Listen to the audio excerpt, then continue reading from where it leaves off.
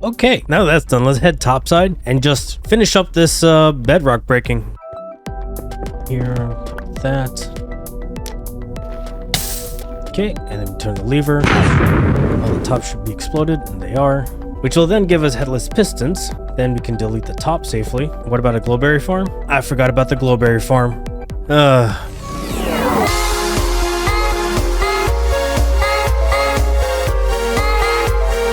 What up, my roomies, and welcome back to the technical guide to Minecraft. And today was originally supposed to be about bedrock breaking, and as you can see, we've already finished the line. But on stream, I had one of my chat people let me know that I had forgotten a game tick farm known as the Glowberry farm. I really don't know how I forgot about this one. I guess it's just because I don't really use glowberries that often, and there's really not many uses for glowberries. But the chat's got a point. I mean, if I'm going to cover the game tick farms, I mean, it's only right to then just go over the Glowberry farm. I mean, after all, it's one of those farms that can be AFKable, and they are based on game ticks. As much as I got into the rhythm of breaking bedrock, we got to go over it. And in order to understand glowberry farms, welcome to KiguCorp, where safety is a concern. Now, right below me is a glowberry vine, and when you right click on a glowberry, which you can see indicated by this vine that has, well, glowberries on it, if you right click it, you'll get yourself a glowberry. It's pretty simple, and when a glowberry vine grows, there's a chance for it to grow glowberries. And of course, there's a way to automate this. And so here we have ourselves a more automated system. When a glowberry grows in front of the observer will notice that there's a block change because, of course, a glowberry vine has grown in front of it. So if you were to speed up the process a little bit, we'll set the random tick speed to, let's say, 1000.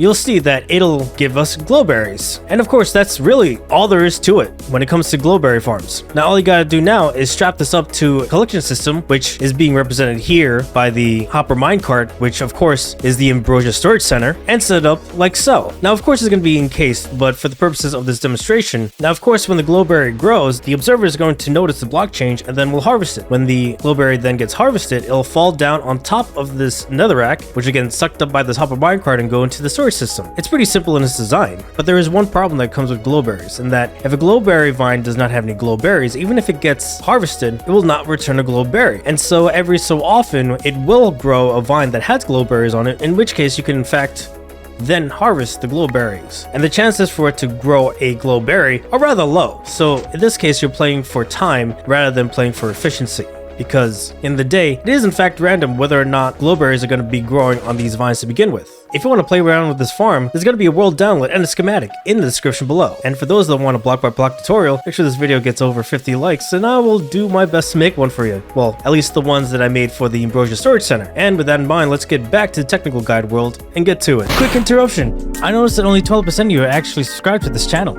Watching this long, I must be doing something right, so if you like this video, hit that like button and please subscribe to this channel. Any support helps and these videos take a bit long to make. Thank you so much and back to the video.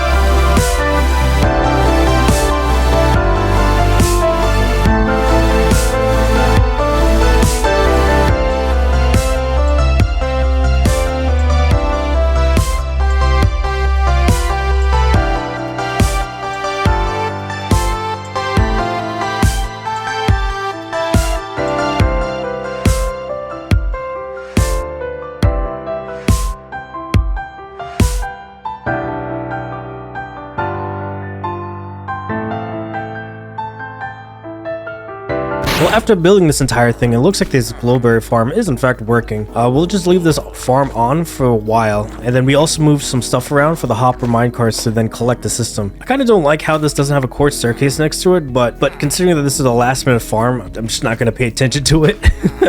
But yeah, seeing as how this farm really takes a long time, and even if like it does grow, there's not a guaranteed chance for it to grow glowberries. I mean, it kind of is what it is. there's really not much to it. It's one of those farms like the dripstone farm that we've talked about in the previous episode that will just keep on at all times just because there's really no way around it. You kind of just have to play with the hand we're dealt with. And if you've noticed, we've also put in some color in this place, as well as changed some of the white concrete into quartz pillars. And not only that, we also changed the top parts of the white carpet to black carpet. That way it feels more segmented when you look up. And to adjust the elephant in the room, we also took care of the nether portals that we're going to be using in the future episodes. Now by default, these are set to off, but if we just press a button, it'll turn it on, and if we press the other button, it'll promptly turn it off using lava. And the reason for this is for a future farm that we're going to talk about. But for now, just know that if you want to understand how linking portals work and how all these portals, even though they're so close together, can go to a different area, just check out the episode about understanding nether portals. Okay, now that we're done with all that, let's continue work on finishing up this bedrock breaking process.